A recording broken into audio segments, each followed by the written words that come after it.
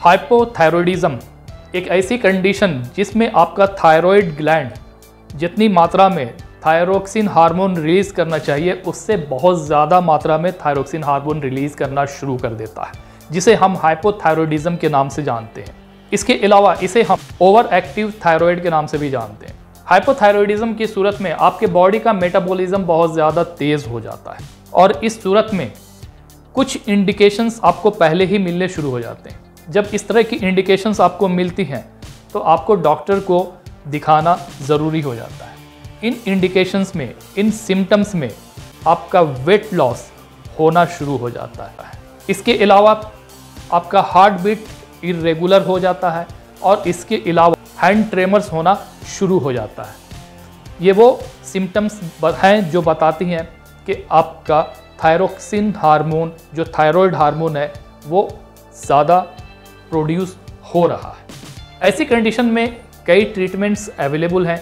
इस तरह के कंडीशन को रोकने के लिए एंटी थायराइड मेडिसिन्स मौजूद हैं जो डॉक्टर आपको देते हैं। ये मेडिकेशंस थायराइड हार्मोन को जिस मात्रा में, जिस तेज़ी से वो रिलीज़ हो रहा है उसको स्लो डाउन करते हैं, उसको रेगुलर करते हैं। और अगर ये कंडीशन काबू में नहीं आती है और ये हाइपोथायरॉयडिज्म बहुत ज़्यादा ही बढ़ जाता है तो ऐसी कंडीशन में आपके थायराइड ग्लैंड का कुछ पार्ट निकाल दिया जाता है या फिर कंप्लीटली रिमूव किया जाता है।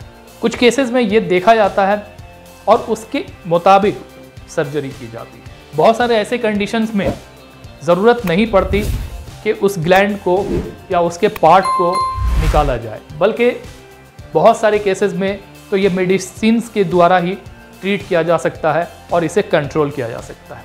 चलिए बात कर लेते हैं सिम्टम्स के बारे में, जान लेते हैं उन सिम्टम्स के बारे में जिसको देखते हुए आप ये एनालाइज कर सकते हो कि कहीं ये जो चीज़ें पेश आ रही हैं आपके साथ में, कहीं ये हाइपरथायरॉयडिज्म तो नहीं है।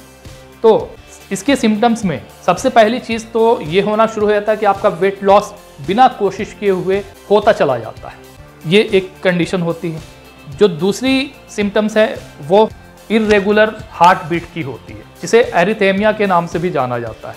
इसके अलावा भूख लगना बहुत ज़्यादा शुरू हो जाता है, यानी आपकी एपेटाइट बढ़नी शुरू हो जाती है। इसके अलावा आपके हार्ट पाउंडिंग होने शुरू हो जाते हैं, जिसे हम हार्ट पल्पिटेशंस के नाम से भी जानते हैं।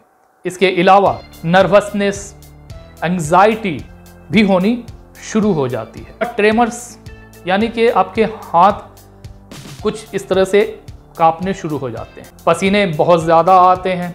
इसके अलावा महिलाओं में जो माहवारी होती है, जो साइकिल्स होती है, वो डिस्टर्ब हो जाती है। इसके अलावा थकावट बहुत ज़्यादा रहती है।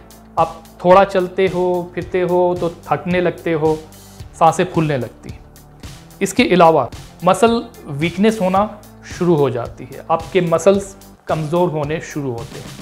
इसके अलावा स्लीपिंग प्रॉब्लम होता है, यानी कि सोने में दुश्वारी होनी शुरू हो जाती है।